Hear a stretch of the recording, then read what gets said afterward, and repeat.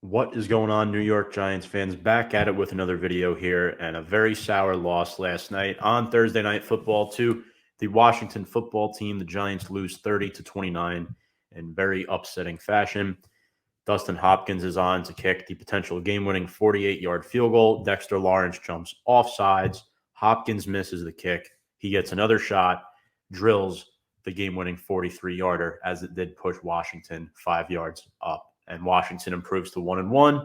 The Giants fall to 0-2 for the fifth straight season. And I was not in a good enough mood to do a video last night. But before I kind of just give my initial reaction to this game, make sure to go follow our channel on Twitter and Instagram at Big Blue Avenue, and also subscribe to our YouTube channel at Big Blue Avenue.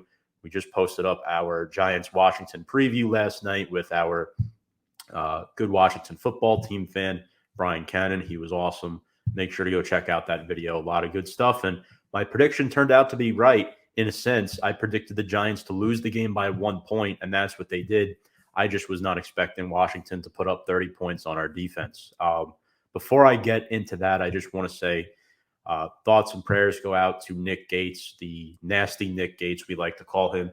Fractured his lower leg due to an injury. And it was interesting because going into this game, the Giants decided they were going to start newly acquired Billy Price at center and shift Gates to left guard because Shane Lemieux was placed on short-term IR due to his, I believe, his knee injury that he's dealing with.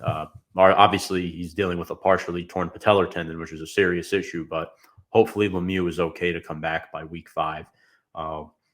Definitely not a good sign for the Giants losing Nick Gates. I don't know if he's going to be out for the full season yet. I know he's getting surgery on it today, but it was a gruesome injury.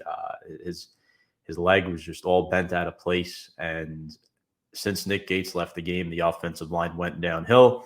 We allowed 17 pressures on the offensive line, 4 from Ben Bredesen, who eventually checked in for him at left guard. Billy Price had a couple of penalties slapped against him last night and allowed 4 pressures and 1 sack. And then Will Hernandez allowed 4 pressures as well. So our interior guys were not holding their ground. Surprisingly enough, Andrew Thomas had a good game, and so did Nate Solder. Although you notice Nate Solder had to keep checking back with Daniel Jones several times as far as what the play is. And I think the chemistry between the left guard and the center is probably the most important on the entire offensive line, because the left guard signals the center as to when he has to snap the ball. And when you have a new left guard and center in there, it kind of skews things. And it proved to be true last night. But this was really tough. Giants are now 0-2 for the 8th time in the past 9 seasons. 5 straight seasons of being 0-2. Really disgusted. But where does this offensive line go without Nick Gates? Well, I think we're going to see Ben Bredesen and Billy Price again next week. It'll be interesting to see if the Giants acquire anybody off the street in free agency. But until then, we really don't know what's going to happen. Daniel Jones looked really good in this game. He surprised a lot of folks. Primetime. Daniel Jones now 0-6 in his career in primetime games. But I look at it this way. He didn't turn the ball over. He rushed 9 times for 95 yards. We were a little bit concerned about the RPO going into this, and he was good. He did have a touchdown called back due to a hold. I believe it was on CJ Board, which I don't think was a legit hold, but it was called back. Daniel Jones did have 1 rushing touchdown in this game, his second of the season, but he would have had a second if not for that penalty.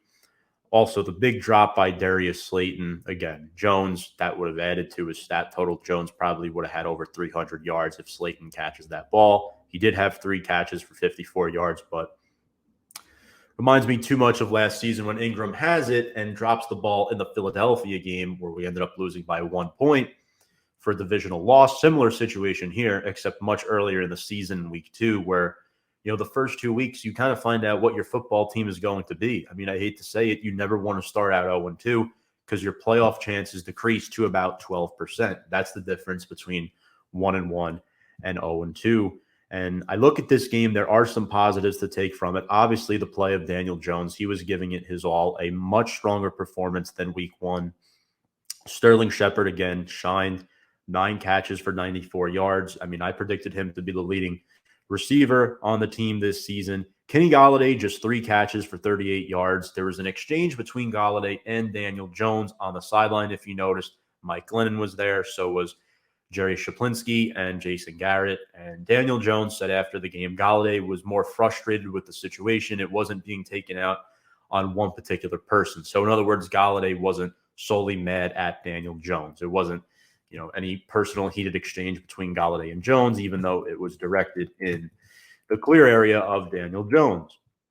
How do we get him more involved outside of the red zone? I think we have to get him involved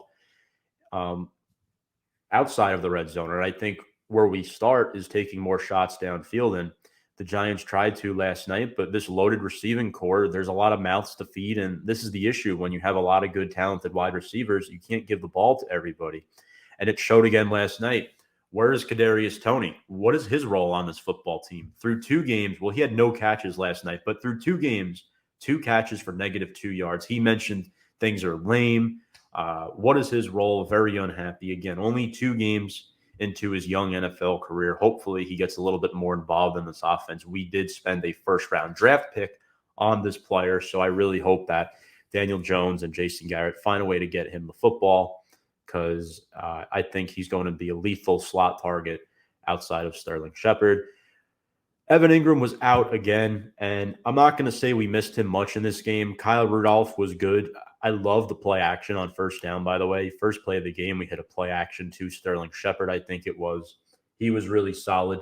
Kyle Rudolph, good in the pass protection game. 2 catches for 25 yards on the night for him. And Caden Smith, holy smokes, 2 catches for 24 yards. He had that one play where Daniel Jones hits him for like a 20-yard pass, and you're thinking, when Caden Smith is on the football field, good things happen, whether it's in blocking or receiving. He doesn't drop passes, and it starts to make me think that this guy could secretly be our tight end of the future, and we just don't know it. And I'm being serious because Ingram's on a contract year. I don't want him here after this season, as good and talented as he is.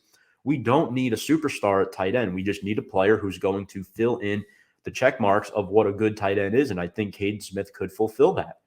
We saw it last night. He didn't get the ball much, but he was good as far as blocking goes and receiving. And the biggest takeaway from this game for me offensively is the play of Saquon Barkley. He broke loose for a nice run that was created due to a block by Caden Smith. You did notice Chase Young was running stride for stride with him, but Barkley ended the night with 13 carries for 57 yards. So he is trending in the right direction. I still think it's going to take another week or 2 for him to be back to, the Saquon Barkley we all expect. And now the defense. The defense was atrocious. It was awful. James Bradberry had 2 penalties against him. Yes, he did have that nice interception where he undercut the route to Terry McLaurin. However, he was not good at all. I was very disappointed with him. I was impressed with Adoree Jackson. Thank goodness. He had 2 passes defended. Blake Martinez had a better game. Logan Ryan was all over the field making tackles. And, one of the few bright spots on this defense was Azeez Ojulari. He recorded his 2nd sack of the season, 1 tackle for loss and 1 quarterback hit. He has a sack in each of his first 2 career games and is our sack leader. I projected Azeez Ojulari to be our most dynamic pass rusher heading into this season. Lorenzo Carter and O'Shane Ximines are both coming off of injuries, and they haven't been too impressive the first 2 weeks. We do miss Ellerson Smith out there. We need him rushing the passer, and we certainly need Aaron Robinson back off the PUP list, because our secondary right now is supposed to be top 5 on paper, but right now it's looking like middle of the pack at best. Injured Antonio Gibson managed to get 70 yards on 13 carries, which is not good. And Taylor Heineke threw for over 330. It's just unacceptable. I do think Terry McLaurin is a very dynamic receiver, top 15 receiver in the NFL, but you gave up 100 yards to him. The big play to J.D. McKissick on the wheel route, which is unacceptable. He totally beat Tay Crowder. They did contain Logan Thomas. He only had 45 receiving yards, but the middle of the field was open at times. The touchdown to Ricky Seals-Jones, who is another tight end, the 19-yard score. Giants still can't cover tight ends, even if it's not the starter. And then Heineke was taking what was given to him. He was dinking and dunking to Adam Humphries, J.D. McKissick, you name it. And he won this football game for the Washington football team. You got to give him credit. They were without Ryan Fitzpatrick, and Heineke picked up right where he left off in that playoff game last season. I got to give him credit where credit is due. He deserved to win last night, and the Washington football team comes away 1-1. A couple of team stats I want to go over. Giants did outrush Washington 163-87, so the run blocking has improved, but our offensive line did give up 4 sacks, and we had 11 penalties as a team. Jonathan Allen was insane, that defensive tackle. 6 tackles, 2 sacks for a DT, 3 tackles for loss, and 3 QB hits. And prime example of why our interior line is struggling more than our 2 outside tackles, which is not what we thought the issue would be heading into the season. We were concerned with Andrew Thomas and Matt Pert, obviously Shane Lemieux, but we thought we'd have Gates and Hernandez. Now we have Hernandez, Price, and Bredesen. And Price is going to be starting potentially for the rest of the season if Gates is in fact out for the year. We know Gates may try to rush back, but I think the best thing for him to do is heal and wait until next season. We'll see the severity of this injury. I'd hope to have him back at some point in December, but I'm not going to count on that. I would not be shocked if they rule him out for the season. Montez Sweat had a sack as well, a couple QB hits. Not good.